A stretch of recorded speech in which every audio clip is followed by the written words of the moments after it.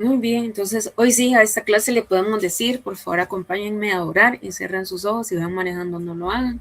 Entonces, Señor, te damos las gracias por este espacio que tú nos das de poder estar conectados. Mi Dios, hoy es la clase número 30 de la Academia de Líderes. Te pedimos, Señor, en el nombre de Jesús, que la clase de hoy, Señor, se pueda hacer rema en nuestro interior, así como la clase está conducida también a eso. Señor, que no solo seamos informantes de teoría, de conocimiento, Señor, que va a quedar por encima de la mesa. Señor, te pedimos en el nombre de Jesús que esta enseñanza pueda romper en nuestro interior cualquier paradigma, todo tipo de religiosidad, Señor, que pueda haber cualquier dogma del pasado que nos impida poder avanzar. Te pedimos que podamos tener una revelación limpia, pura de parte tuya, que sea tu Santo Espíritu quien nos guíe, Señor, a través de la Escritura, a través de la palabra, Señor, y de lo que vamos a aprender el día de ahora, Señor, que no solo sea revelador y también para nuestros alumnos, sino también para nosotros como maestros. Nuestro anhelo ferviente es conocerte cada día más. En el nombre de Jesús te lo pido, Señor. Amén y amén. Sí, me ayudan a hacer un recordatorio, por favor, ahí, tanto o Richard o Karin, para que se puedan conectar los demás. Si la verdad es que sí es una baja asistencia para hacer martes. Faltan 7, todavía que faltan 3, 4, 7. Sí, es mucho. Ok, muy bien. Todavía no estoy presentando.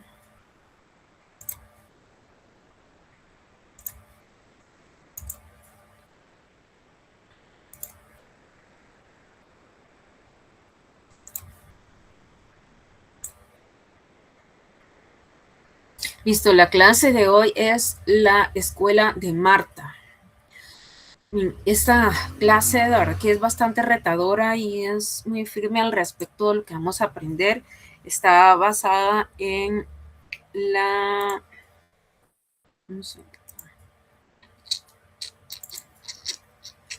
Y donde vamos a leer es Lucas capítulo 5, versículos 17 al 21.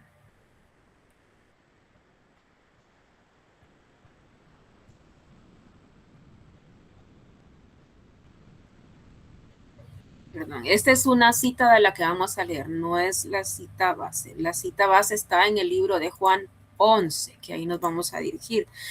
Pero bien, esto tiene que ver justamente, miren, si confronta esta escritura, ya lo verán por qué, porque esta sí habla acerca de la formación que un líder debe de tener, que no es solamente el hecho de vamos a acumular conocimiento y me voy a volver un poco arrogante con lo que yo puedo saber de Biblia, ¿verdad? En realidad no es el enfoque, sino que el enfoque es cómo yo aplico la escritura y cómo esto puede hacer una transformación en mi vida. Entonces, les voy a leer yo nada más como una referencia a lo que estamos hablando aquí. Y si me siguen, es Lucas capítulo 5, versículos 17 al 21.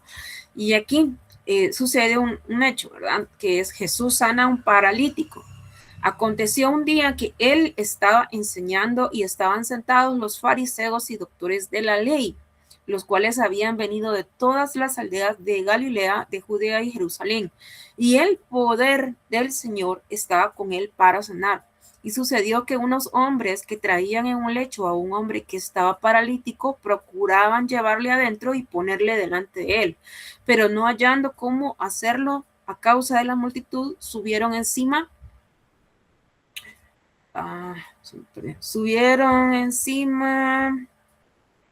de la casa y por el tejado le bajaron con el lecho, poniéndole en medio delante de Jesús.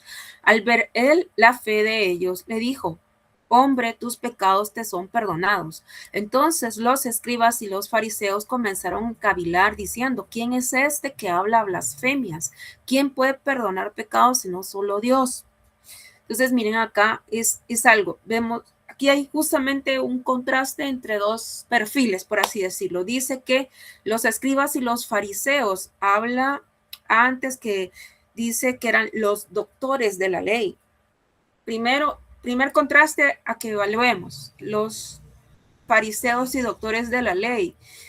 Justamente en el siguiente versículo dice, y el poder del Señor estaba con Jesús, estaba con él para poder sanar. ¿Verdad? Está hablando de Jesús y está hablando de Dios, el poder de Dios que estaba sobre él para sanar. Y dice, y al ver la fe de ellos, tercer punto importante de poder valorar en este contexto de la escritura, es que Jesús podía ver. La fe era evidente, una fe con evidencia, no a través de la información y cómo los fariseos y escribas tenían conocimiento de la ley, no de información, sino un poder, una fe que se veía. Y eso era lo que Jesús valoraba. Entonces, como dice aquí, ¿cuál es la clave dentro de esta introducción? El peligro actual, porque viene de tiempos remotos, y sí, lo vemos, no es el hecho de que se ignore la escritura, sino que nos hemos acostumbrados a la palabra, pero no tenemos una fe. Y ahí el primer contraste, los escribas, doctos en la ley, pero Jesús vio la fe de ellos. Entonces, que tal vez podía suceder lo contrario en esa época, es que le veía la fe, pero no necesariamente eran doctores de la ley, no tenían conocimiento de la ley. Entonces, lo que sucede hoy no es tan diferente de ese tiempo, ¿verdad? Tenemos generaciones actuales con acceso ilimitado a contenido, TikTok, Instagram, Facebook, toda clase de redes sociales, y que lo que conocen de escritura es a través de un TikTok.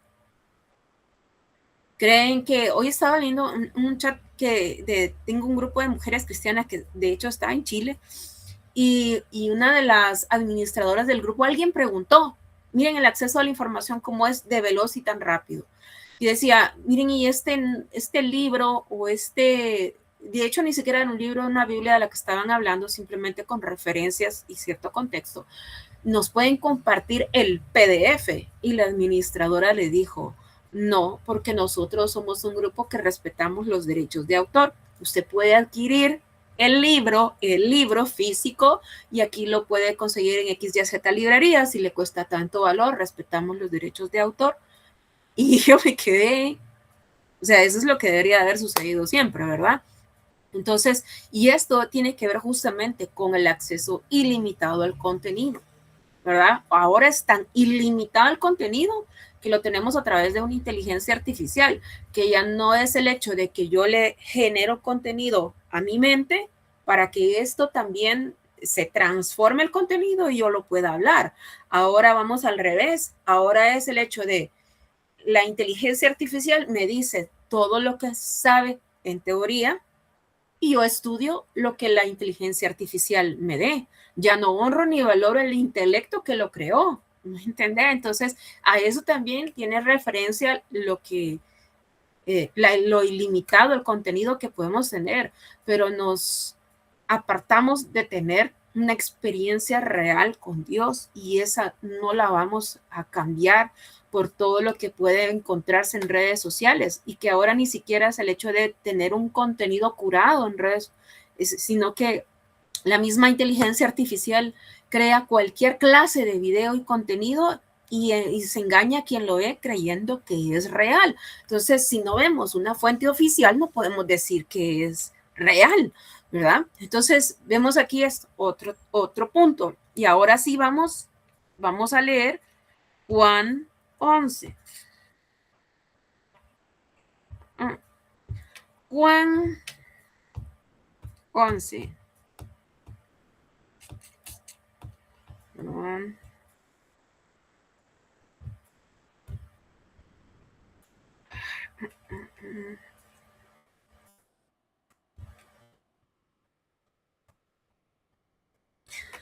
Juan capítulo 11, y vamos a leer la mayoría del libro para tener referencia. Entonces solo les voy a pedir que por favor me sigan. Yo voy a ir haciendo pausas donde sea necesario.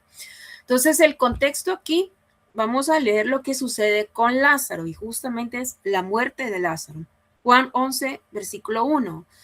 Y dice, estaba entonces enfermo uno llamado Lázaro de Betania, la aldea de María y de Marta, su hermana.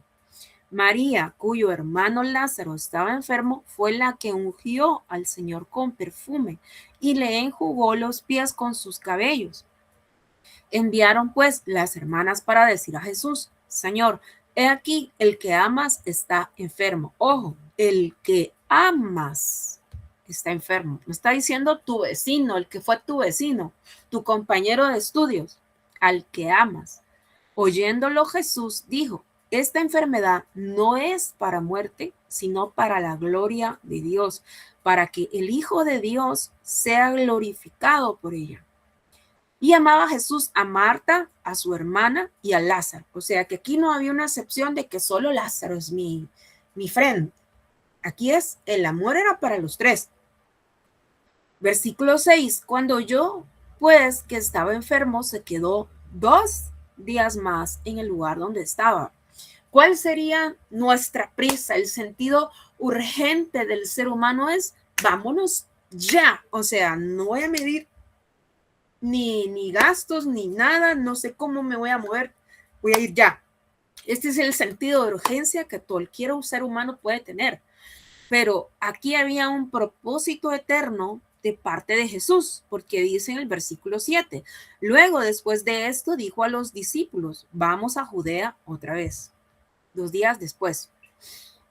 Entonces cuando Jesús recibe la noticia de la enfermedad de Lázaro, o sea, él a voluntad decide esperar. Cuando ya Jesús llega, vemos aquí en el versículo 8, bueno, del 8 vamos a ver al 9, entonces dice, le dijeron los discípulos, Rabí, ahora procuraban los judíos apedrearte y otra vez vas allá.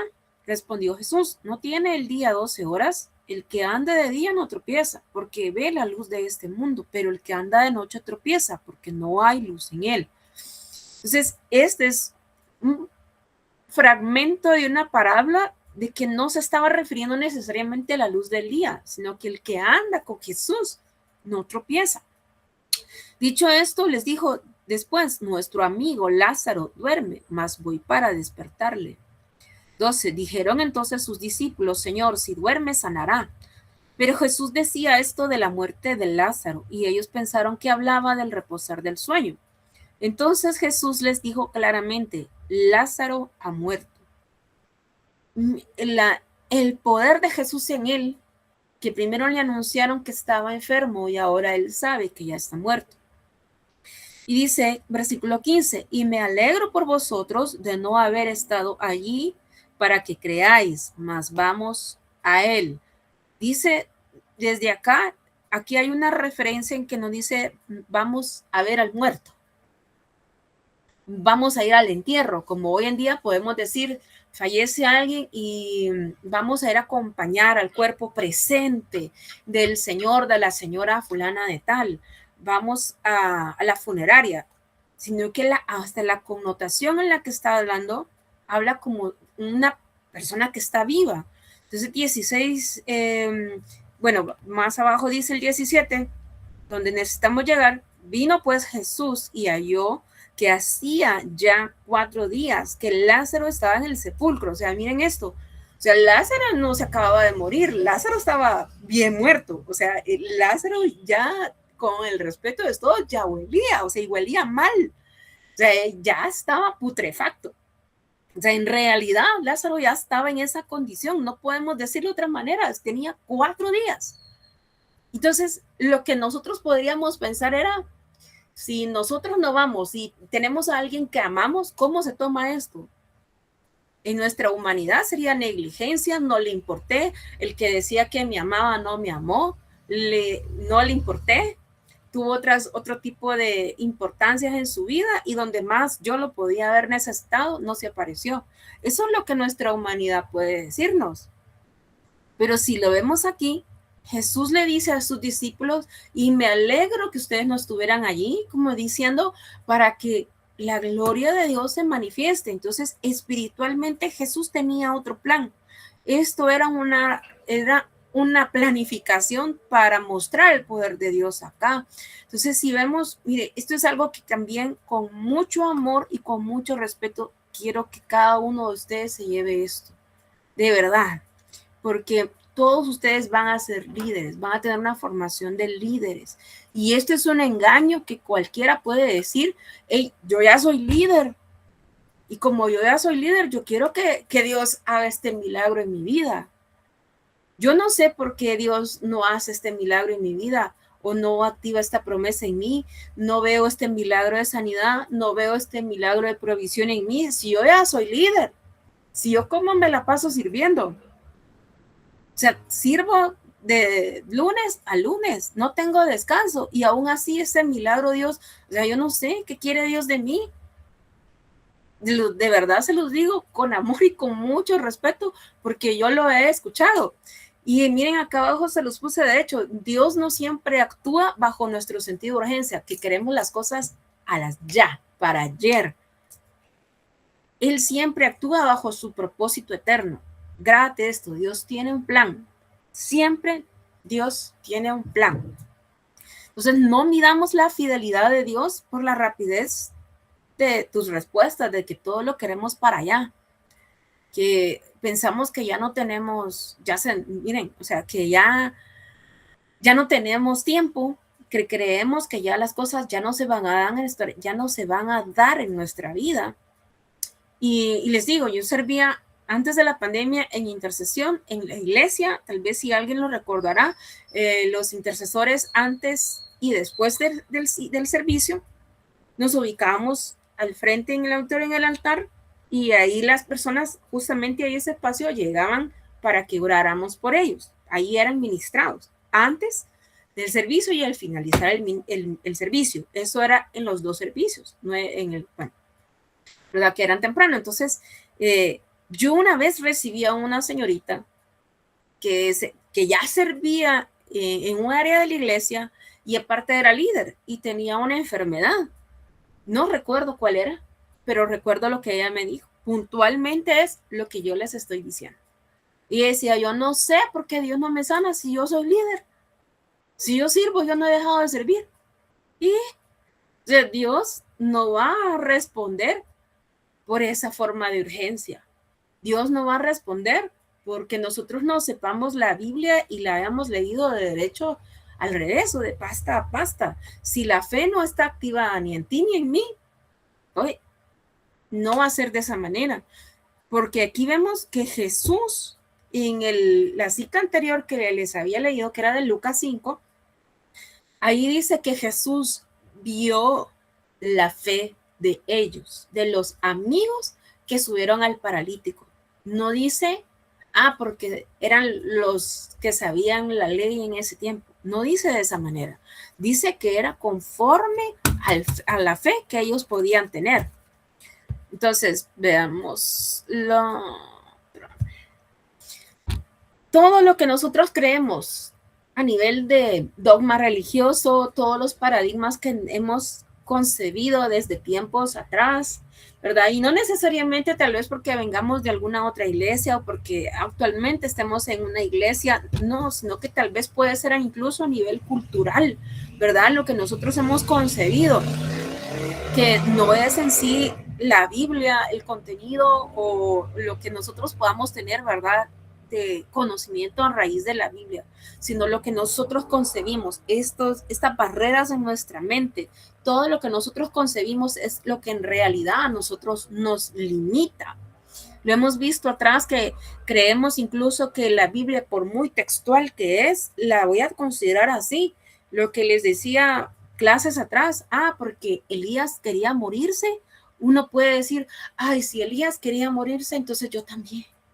Y lo voy a romantizar de esa manera y lo voy a sobre espiritualizar, ¿verdad? De que voy a tomar santo esa emoción, cuando en realidad la Biblia está exponiendo una emoción que no era ni buena en realidad, porque era un sentido depresivo el que en ese momento el profeta podía tener. Y así hay otros comentarios de libros que tal vez no es que yo voy a tomar de ejemplo, simplemente expone una emoción que es semejante a la que en algún momento hemos sentido o podríamos llegar a vivir, y que hay una forma en la que ese sentimiento, esa emoción, se puede, ¿sí? Podemos salir de ella. Entonces, que es a través de Dios. Jesús es nombre sobre todo nombre, nombre sobre toda depresión, nombre sobre cualquier tipo de enfermedad. Entonces, y a la vez sabemos que Dios sana, eso lo sabemos bien. Nosotros sabemos que Dios sana, sabemos que Dios provee, sabemos que Dios es todopoderoso. El caso es que cuando nos pega una realidad, una prueba difícil de llevar, una crisis, una pérdida, una situación financiera, o sea, ahí lo primero que pensamos es, tengo una situación económica, voy a ir a Banrural o al banco, ¿verdad? Por los que no están en Guatemala, voy a ir al banco para que me den un préstamo y salir de todas mis deudas. ¿Y será que es la voluntad de Dios que tú pidas un préstamo bancario para salir de deudas? ¿No será que lo que Dios está haciendo es probándote, no para que sea el banco tu solución, un crédito bancario la solución, sino que sea Dios la solución? Y lo triste es que nosotros, y lo decíamos en el grupo el sábado, que a veces tenemos que llegar a tocar fondo, muy fondo, para darnos cuenta que lo único que necesitábamos en nuestra vida era a Dios. Y de mí muchos pues, podríamos decir, y lo digo, yo lo confieso, lo he dicho, que me falte todo menos tú, no sabía lo que estaba pidiendo. Pero es una prueba de fe, que en algún momento lo pasamos, ¿verdad? Entonces, cuando pasamos por esta crisis, por esta situación, esta realidad que nos confronta, entonces ahí vamos a saber verdaderamente qué ha hecho la doctrina en nosotros, nos ha informado nuestra mente, o de verdad la fe ha transformado nuestro interior. Lo que veíamos en Lucas 5 era que los fariseos, los doctos de la ley, sí conocían escritura, pero aún así que sabían escritura, teniendo enfrente a Jesús, no lo reconocieron como el Mesías hasta el día de hoy. Pasa lo mismo con Marta. Marta, vamos a ver aquí un poco más adelante, Marta conocía la escritura, pero no estaba lista para ver una manifestación del poder de Dios en su vida, en su familia, de una forma presente. Entonces, preguntémonos, ¿cómo estoy yo viviendo en esta época de mi vida? ¿Cómo estoy operando hoy en la actualidad?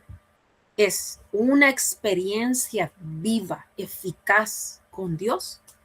¿O es simplemente hablo por puro conocimiento que tengo acumulado? Entonces, miren, acá vamos a seguir leyendo. Versículo 20. Entonces Marta, cuando oyó que Jesús venía, salió a encontrarle. Pero María se quedó en casa. Y Marta dijo a Jesús, Señor, si hubieses estado aquí, mi hermano no habría muerto. Mas también sé ahora que todo lo que pidas a Dios, Dios te lo dará. Escritura. Jesús le dijo, tu hermano resucitará. No tenía que decirle más. 24. Marta le dijo, yo sé que resucitará en la resurrección, en el día postrero. O sea, falta de escritura a Marta no le faltaba. Y así sabía de escritura. 25 dice, le dijo Jesús, yo soy la resurrección y la vida. El que cree en mí, aunque esté muerto, vivirá. Y a decir verdad, miren, podemos decir también algo importante, que bien es cierto, Marta no se alejaba, como decía que María busca la más importante. Marta también conocía palabra. Marta también sabía de la escritura. Se la recitó a Jesús. Pero aún teniendo a Jesús, que era cercano, era amigo cercano, que las amaba también, aún así no podía reconocer que a través de Jesús su hermano iba a resucitar en ese preciso momento, no en el día postrero. Nuevamente les digo, 26, y todo aquel que vive y cree en mí no morirá eternamente. ¿Crees esto? Miren, aquí hay otro caso importante, ¿verdad? En ese sentido, porque vemos que Marta sí sabía la escritura, parcialmente sí sabía las cosas, porque dice, si hubieses estado aquí, o sea, si él hubiera llegado en el pasado, pero tiene como este vacío de información en el que se presenta ella lo visualiza al futuro de que va a resucitar en el día postrero, ¿verdad? Esto es escatología, o sea, cree que en el futuro, pero y ve que en el pasado, Jesús pudo haber hecho algo en el pasado. Y este vacío de información actual es el ahora que ella no lo tiene, no concibe que es ahora que va a recibir ese milagro. Ojo, ahora. Si tú estás aquí en este momento conectado, les digo que vamos a orar y vamos a ministrar al finalizar ya de la clase. Ahora, piensa en el ahora. ¿Qué milagro quieres tú que Dios haga en tu vida ahora? Tú sabes que Dios hace milagros porque lo has leído. Has leído lo que hizo, todas sus bienaventuranzas, de cómo sacó al pueblo de Israel de Egipto, de cómo hizo X, Y, Z milagros, de cómo Jesús ha obrado tantos milagros. Lo sabes porque lo has leído. Eso es en el pasado. Pero ¿qué milagro necesitas hoy? ¿Qué milagro necesitas ahora?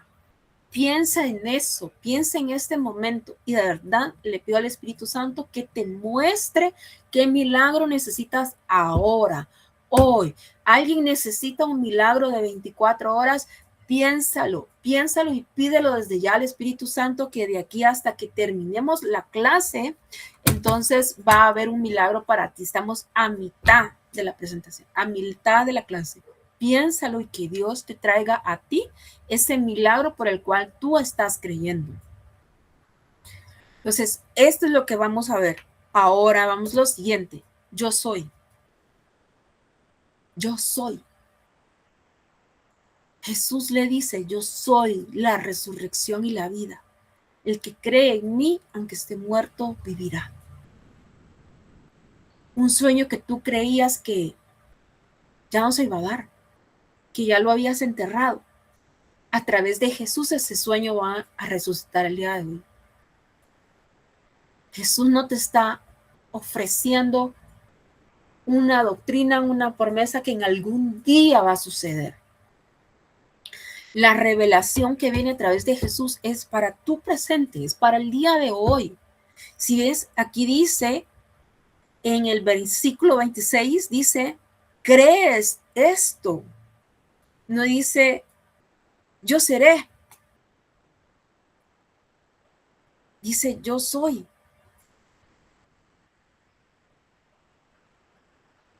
No dice, lees esto. Miren el verbo que está utilizando. No dice leer. Escuchas esto. Tampoco dice escucha. Oye esto. Tampoco dice oír. El verbo que utiliza es un verbo de poder. Creer. ¿Crees esto? Y lo mismo les pregunto a ustedes. ¿Creen esto?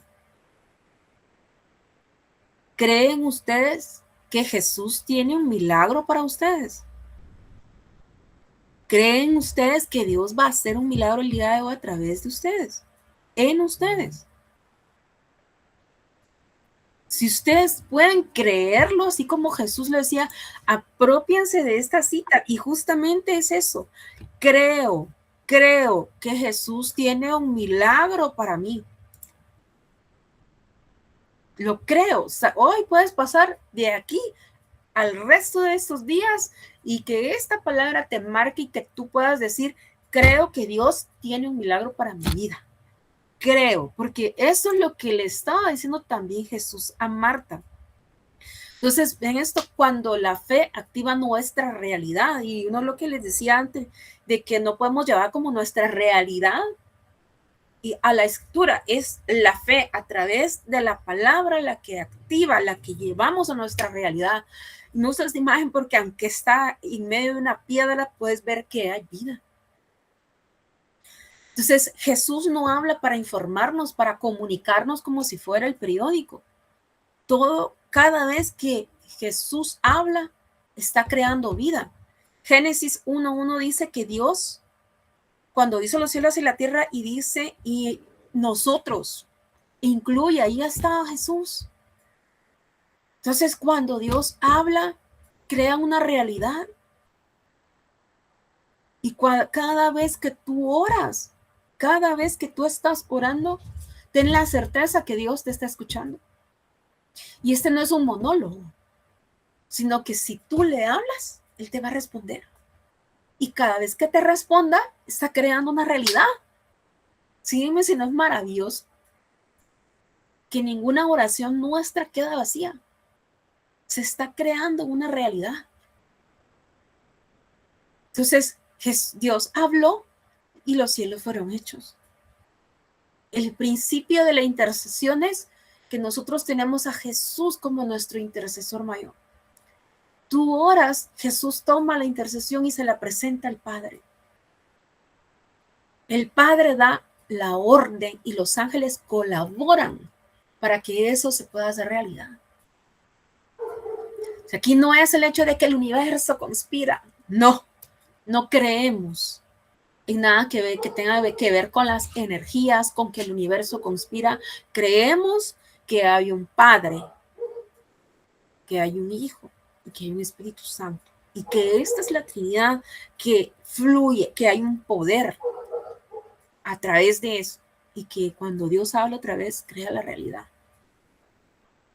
La fe no te va a servir para negar, ¿verdad? Una realidad que es natural, es decir, en el sentido, voy nuevamente a citar un ejemplo.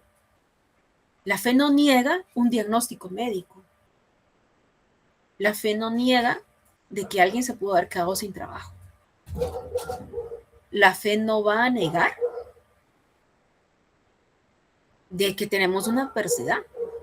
Eso no es eso. O sea, simplemente es el hecho de que permitir que lo sobrenatural que viene de Dios, opere por encima de esta situación, por encima de cualquier fracaso que podríamos hablar a nivel relacional, por encima de una situación económica difícil, por encima de un diagnóstico médico.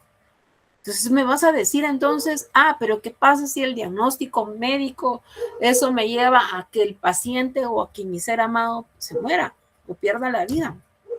Es decir algo, está la soberanía de Dios. Y el pecado entró por un hombre y el pecado original también lleva hacia la muerte eterna. Pero solo en Jesús encontramos vida eterna. Nosotros no estamos llamados a ser solamente un líder que va a recitar los versículos y que su forma de enseñanza esté únicamente a recitar citas bíblicas. Nuestro llamado como líderes tiene que ser en creer que el versículo, la palabra que está escrita, nos puede transformar. Y la transformación debe ser integral, debe ser congruente. Lo que hagamos, lo que pensemos, nuestras acciones. Yo no puedo decir delante de Dios es que le he entregado todo cuando hay áreas en mi vida que yo no he entregado, que las tengo ahí en lo oculto. Todo lo que está oculto en algún momento sale a la luz. Por eso Jesús le dice a sus discípulos más allá que el que anda con la luz no se tropieza, pero el que anda en las tinieblas sí. Entonces quiere decir que las tinieblas, la oscuridad, lo que está oculto en algún momento sale a la luz. Ningún área que yo diga, es que yo no quiero tener esta porque esto lo estoy trabajando, todavía estoy siendo procesado en esta área, entonces por eso no la entrego porque todavía la estoy trabajando. Ese es nuestro engaño mental. Lo que pasa es que no lo queremos entregar. Nos cuesta entregarlo. Entonces dejemos que la palabra nos transforme y que ahí sí todo podamos decir, todo se lo estamos entregando también a Dios. Y cambiemos este evento de decir, es que, ¿verdad? Ya estoy acostumbrado a ver milagros y miren, cuando hay congresos hechos sobre todo que llegan muchos más pastores y hay momentos en los que podemos tener intercambio de comunicación, ¿verdad? Y que ellos anhelan y que quisieran pasar mucho más tiempo tal vez en casa de Dios o en la presencia. Una de las cosas que les digo así, factor denominador que yo he escuchado con quien he tenido oportunidad, el privilegio de cruzar una conversación es nunca se acostumbren a un ambiente de milagros. Nunca se acostumbren. Porque si te acostumbras a estar en una iglesia donde hay mucho milagro, tú ya no vas a poder ver el milagro que sucede día a día, como decía Julio Melgar. Vive un milagro cada vez, un milagro cada día. Y pregúntale a Dios el milagro de cada día. Cuando tú te levantes, ¿qué milagro vas a hacer en mi vida? Y anótalo, el milagro de cada día. El milagro de cada día. Piensen esto. ¿Qué milagro tiene Dios para mí este día? Y tú puedes ser incluso el milagro de alguien más y esto te va a contar también como un milagro. No perdamos de vista lo sobrenatural de Dios. La falta de honra cierra la puerta al poder. Si alguien me puede leer, ayudar a leer, por favor, ahí Marcos capítulo 6, versículos 5 y 6.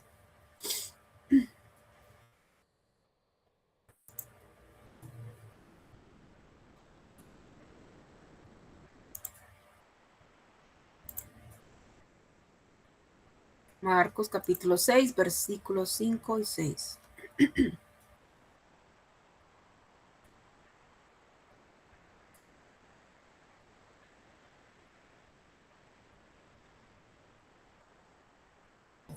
Y no puedo hacer allí ningún milagro, salvo que sanó a unos pocos enfermos, poniendo sobre ellos las manos. Y estaba asombrado de la incredulidad de ellos. Y recorría las aldeas de alrededor enseñando. Gracias. Muy bien. ¿Por qué pasó esto? Porque en el 3 dice, ¿no es este el carpintero, hijo de María, hermano de Jacobo, de José, de Judas y de Simón? ¿Saben qué? En algún momento van a decir también, porque a mí me lo han dicho, y este que no es el que andaba con un cigarro en la boca, y este que no es la que tenía, que andaba con uno y con otro y andaba de aquí para allá de fiesta en fiesta. ¿Y cómo puede venir a decirme ahora, a hablarme de palabra, a hablarme de Dios? ¿Cómo se le ocurre? Qué abusivo, qué abusiva. Perdonen si los estoy confrontando, pero les digo, esta es la realidad. Esto es lo que se dice hoy en día. Y ahora, el pandereta. La hermanita. ¿Saben qué? Eso es lo que se dice hoy en día. No estoy hablando de algo que no es, porque eso es lo que pasa.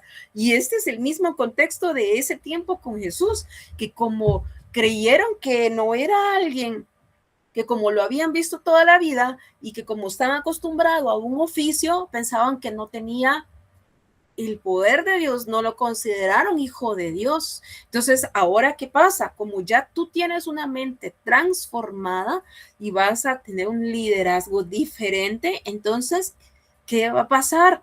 Van a ver una persona diferente, pero tienen que ver que tú te tienes que posicionar en tu identidad como hijo y como hija de Dios. Eso es lo que te define.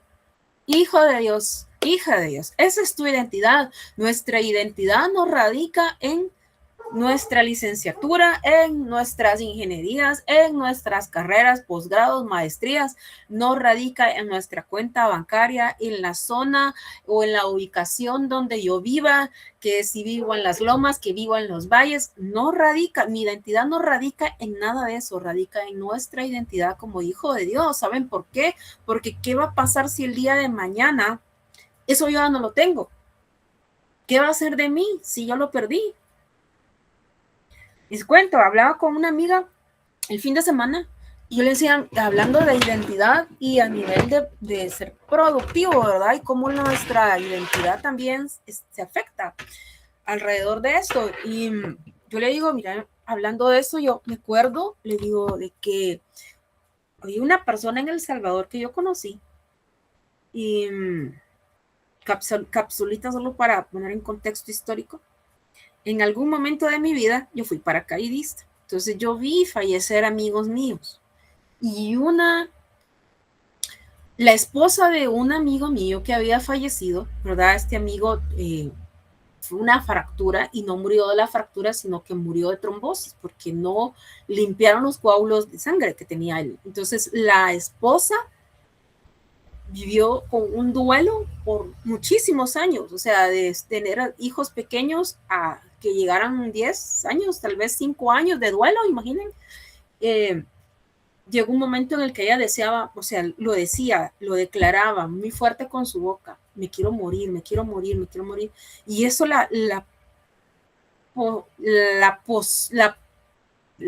se apoderó de ella. Ese sentimiento de me quiero morir se apoderó tanto de ella que llegó a tener cáncer. Y cuando le dio cáncer, ella decía, estaba feliz porque estaba con cáncer y ella decía, yo voy a ver, me voy a encontrar con mi amado. El reino de los cielos no funciona así, para empezar. Y se terminó muriendo. Entonces yo le contaba esta anécdota a esta amiga, que es mentora en productividad, y ella me decía, su identidad no estaba en ser hija de Dios, su identidad estaba en ser esposa. Por eso es que cuando su esposo murió, su identidad se perdió. Yo les puedo asegurar que ella no ha llevado la Academia de Líderes, asiste a otra iglesia, pero como hemos hablado tanto de identidad, que ella ahora ve esta identidad en todo. ¿En dónde tienes tú tu identidad? Porque si es esta cita de Marcos y tú tienes tu identidad en otro lugar, cuando te vengan a preguntar, no vas a poder defenderte porque tu identidad está en el lugar equivocado. Tu identidad también puede estar en el lugar equivocado, como las cosas materiales que has acumulado o de aquello en lo que tal vez te enorgulleces de ser o permanecer, o de ser o pertenecer incluso. La identidad, si nuestra identidad está verdaderamente en ser hijos de Dios, nosotros vamos a honrar a otro hijo de Dios, a otra hija de Dios. Porque la presencia de Dios está, no digo estará, está en ellos. La presencia de Dios está en ti, camina contigo, está sobre ti. Por lo tanto, esta costumbre de decir que estoy en un ambiente de milagros y que pertenezco a, no puede destruir esta expectativa de que Dios va a hacer un milagro en mi vida. Piensa que como hijo de Dios, también hay dones que Dios te ha dado, hay regalos del cielo que ha puesto sobre ti. Y no solamente es hoy, sino que también estos dones van a ir en aumento y en aumento y en aumento. Y tú puedes pedir dones, sí los puedes pedir. Claro que puedes pedir dones.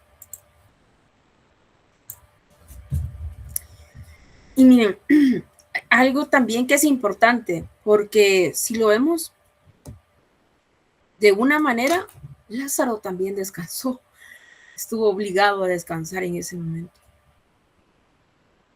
Y cuando descansamos en Dios, que esto es algo de que de verdaderamente les digo, estoy aprendiendo con una conciencia hasta que se me haga a mí.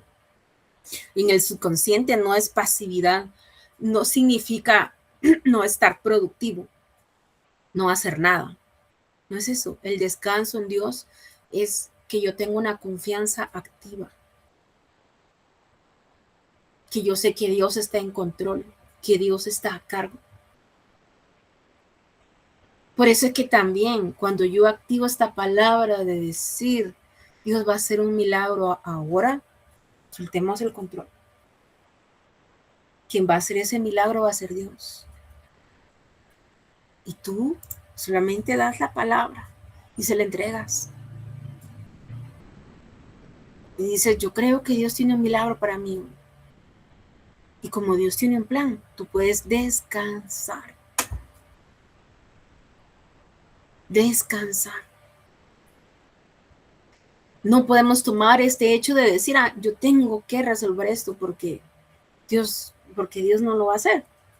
Eso es lo que pasa cuando yo tengo una situación económica y que yo digo, voy a ir a pedir un crédito bancario, ¿verdad? Estoy buscando una forma de solventarlo yo porque creo que Dios no me va a hacer este milagro financiero. O Dios no va a sanar mis finanzas. Dios quiere que, sí, sanar nuestras finanzas, que seamos mayordomos de lo que Dios nos da, o sea, que buenos administradores de lo que Dios nos da. Por supuesto que sí. Entonces, ahora ven esta norma en el que yo siendo un líder ansioso, ¿qué va a suceder?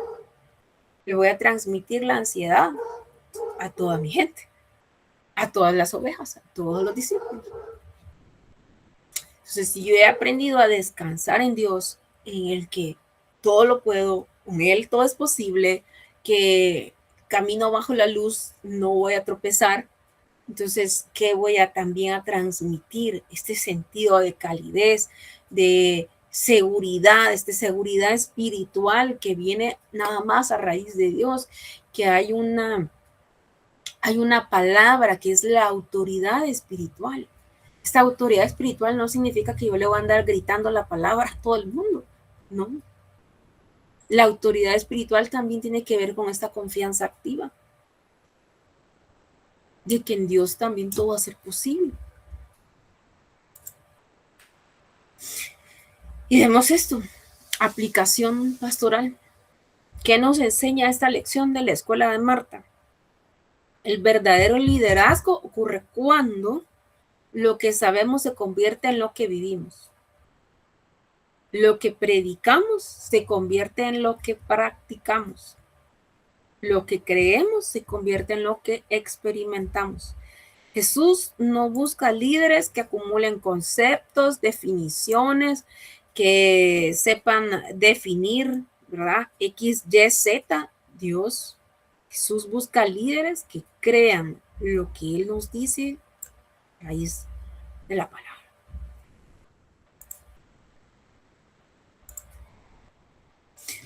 Y aquí para poder orar, ¿a qué nos invita?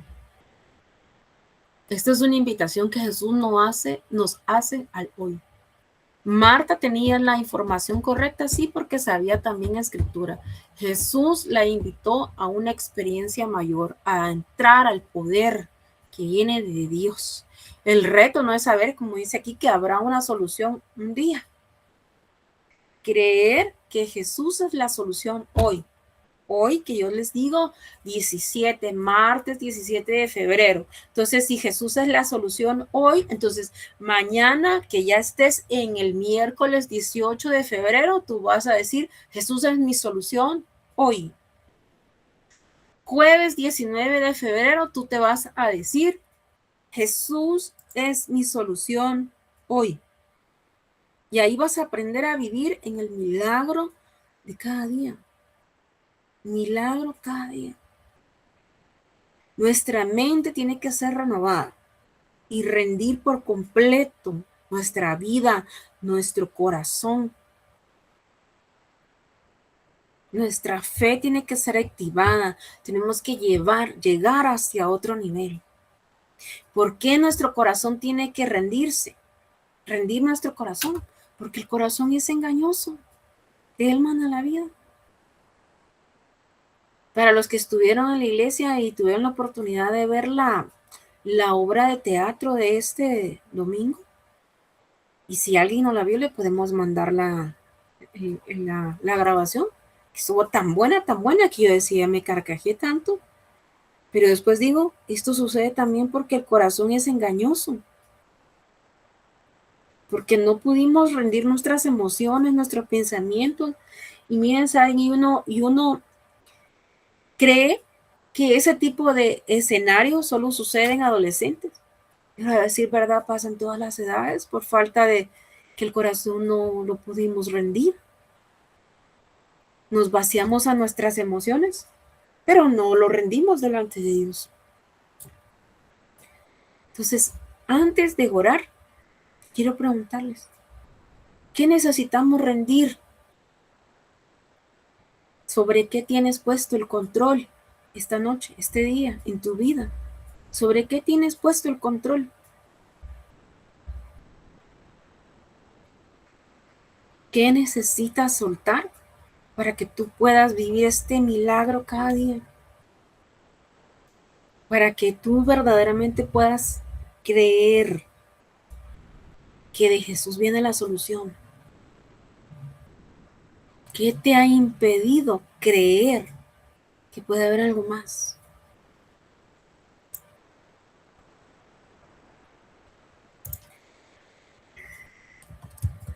Les digo algo así, ¿quién más que solo Jesús?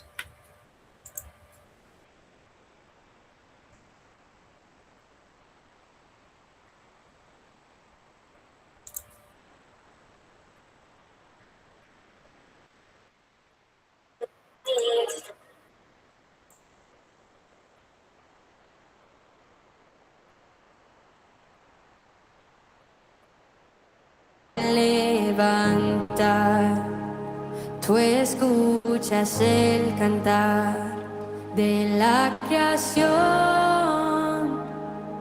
mas hay una canción que yo te puedo dar. ¿Quién más es digno? ¿Quién más es digno? No hay nadie, solo tu Cristo. ¿Quién más es digno?